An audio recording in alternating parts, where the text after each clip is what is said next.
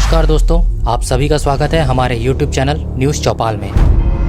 दोस्तों, आज हम आपको वक्फ बोर्ड के बिल के बारे में बताने वाले हैं, जिसको लेकर इस समय काफ़ी चर्चाएं होते हुए देखी जा सकती हैं। आज हम आपको बताएंगे कि वक्फ बोर्ड में किस तरह से सनातनी सरकार बड़ा बदलाव लाने वाली है और भारत की संसद में जल्द ही एक बिल प्रस्तुत किया जाएगा। यह एक ऐसा बिल होगा जिसके बाद वक्फ बोर्ड में बड़े बदलाव होने वाले हैं। और यह बदलाव क्या सारे बदलावों के साथ आने वाले हैं? इनमें आने वाले कई बड़े बदलाव की बात कर रहे हैं। इसकी वजह से पूरे इंडिया में बदलाव देखने को मिलने वाला है। इसका असर आपको कश्मीर से लेकर कन्याकुमारी तक देखने को मिलेगा। यह सब जानने से पहले हम आपको बताएंगे कि आखिर यह वक्फ बोर्ड क्या होता है और इसमें ऐसे कौन से बदलाव हैं जिसको लोग बदलना चाहते हैं, और इन बदलावों के बाद वक्फ बोर्ड कितना मजबूत रह जाएगा। यह सभी कुछ जानने के लिए आपको आज का यह हमारा वीडियो अंत तक ज़रूर देखना चाहिए।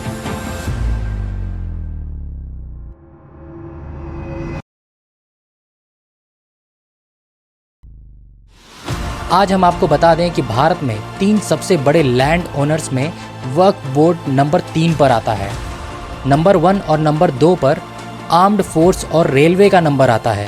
इस तरह से तीसरे नंबर पर वक्फ बोर्ड का नाम आता है। वहीं इसकी ज़मीन की बात की जाए तो ऑल ओवर इंडिया में आप काउंट करेंगे तो आराम से 1 करोड़ 20 लाख या फिर उससे भी कई गुना ज़्यादा आता है। ऐसे में आप समझ सकते हैं कि इस तरह से इसमें कितने बड़े बदलाव भी आने वाले हैं। आइए जानते हैं कि वक्फ बोर्ड का यहाँ क्या मतलब होता है।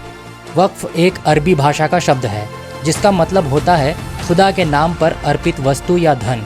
इसके दायरे में चल और अचल दोनों तरह की संपत्तियां आती हैं। कोई भी मुस्लिम व्यक्ति पैसा, ज़मीन, मकान या कोई कीमती चीज़ वक्फ बोर्ड को दान कर सकता है। इन संपत्तियों के रख रखाव और उसे मैनेज करने के लिए स्थानीय स्तर से लेकर राष्ट्रीय स्तर तक वक्फ बोर्ड होती है। आज भारत में 30 से ज़्यादा बोर्ड काम कर रहे हैं।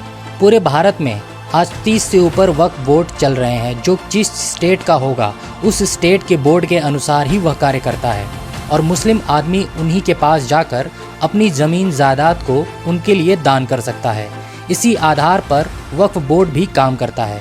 शुरुआत में वक्फ बोर्ड का कॉन्सेप्ट ही यही था कि जो प्रॉपर्टी उनको डोनेशन में मिल जाती है उन्हें यह प्रॉपर तरीके से मैनेज कर सके और इनका गलत इस्तेमाल ना हो सके। यह सभी बातें वक्फ बोर्ड ध्यान में रखकर चलता था। लेकिन इसके बाद भारत का पार्टीशन हो जाता है और यह भारत के लिए एक बड़ा इवेंट था, क्योंकि इस समय भारत में कई ऐसे मुस्लिम लोग रहते थे जो कि उस समय पाकिस्तान चले गए थे। उस समय उनकी प्रॉपर्टी का क्या हुआ होगा यह तो आप समझ सकते हैं।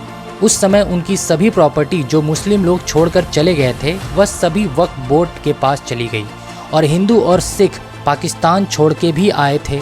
ऐसे में उस समय पाकिस्तान में कोई बोर्ड नहीं था, इसलिए उनकी ज़मीन लोगों ने आपस में बांट ली। लेकिन भारत में बची हुई ज़मीन को वक्फ बोर्ड ने अपने अंडर में कर लिया था। 1995 में एक और बड़ा बदलाव आता है जब बाबरी मस्जिद का मुद्दा आता है।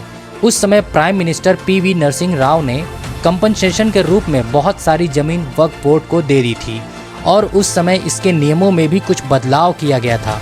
उसके बाद 2013 में भी एक बदलाव सामने आया। इसके बाद वक्फ बोर्ड को भी और ज़्यादा मजबूत बना दिया गया। इस तरह से यह वक्फ बोर्ड और भी मजबूत होता चला गया।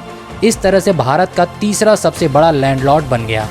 इनका कॉन्सेप्ट दुनिया के और भी इस्लामिक कंट्री में भी मिल जाएगा। ऐसे में आज के समय में कंट्री की ओवरऑल ज़मीन के साथ साथ उनकी ज़मीन सबसे ज़्यादा वहाँ देखने को मिलती है।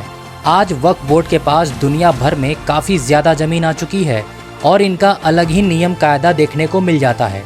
वक्फ बोर्ड अपने अंदर इंटरनल डिबेट कर सकता है, और कौन सी ज़मीन वक्फ बोर्ड के अंदर में आती है या नहीं आती है, इसको लेकर लंबे समय से इस पर डिबेट भी चलते हुए देखा जा रहा है। अब हम आपको बताएंगे कि किस तरह से वक्फ बोर्ड इस समय काम कर रहा है।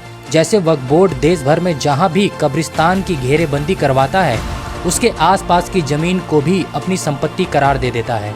इन मज़ारों और आसपास की ज़मीनों पर वक्फ बोर्ड का कब्जा हो जाता है, क्योंकि 1995 का वक्फ एक्ट कहता है कि अगर वक्फ बोर्ड को लगता है कि कोई ज़मीन वक्फ की संपत्ति है तो यह साबित करने की जिम्मेदारी उसकी नहीं बल्कि ज़मीन के असली मालिक की होती है कि वो बताए कि कैसे उसकी ज़मीन वक्फ की नहीं है।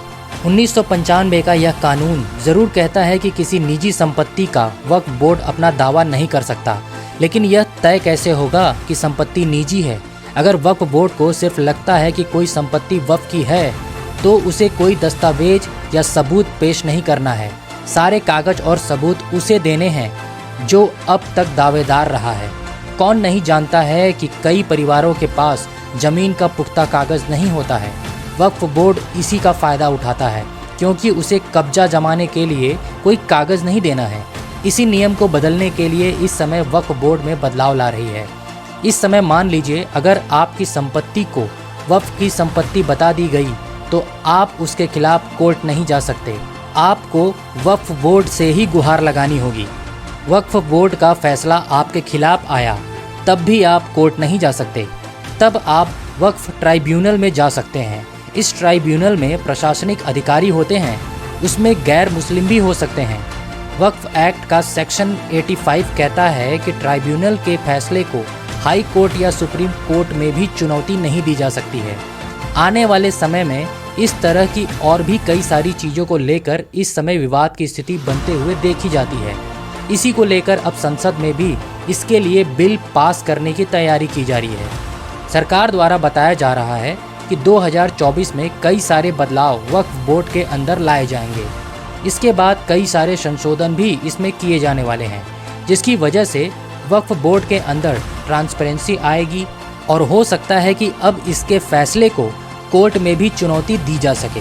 बताया जा रहा है कि 40 से ऊपर इस समय बदलाव लाए जा सकते हैं, जिनका असर क्या होगा और इसमें क्या मेजॉरिटी कम्युनिटी को इसका फ़ायदा मिलेगा या नहीं मिलेगा, इसको लेकर अभी तक ज़्यादा जानकारी सामने नहीं आई है। जैसे ही इसके बारे में ज़्यादा जानकारियाँ सामने आएंगी हम आपको इसके बारे में अवगत ज़रूर करवाएंगे। तो दोस्तों, यह था आज का हमारा वक्फ बोर्ड के ऊपर बनाया गया एक महत्वपूर्ण वीडियो। आने वाले समय में इसको लेकर हम और भी नए वीडियोस जारी करने वाले हैं, जिसमें आप आगे की जानकारी पा सकते हैं। यदि आपको आज का हमारा यह वीडियो पसंद आया है तो आप हमें कमेंट बॉक्स में कमेंट करके ज़रूर बताएं और आने वाले वीडियोस के लिए हमारे चैनल को सब्सक्राइब करना ना भूलें। धन्यवाद।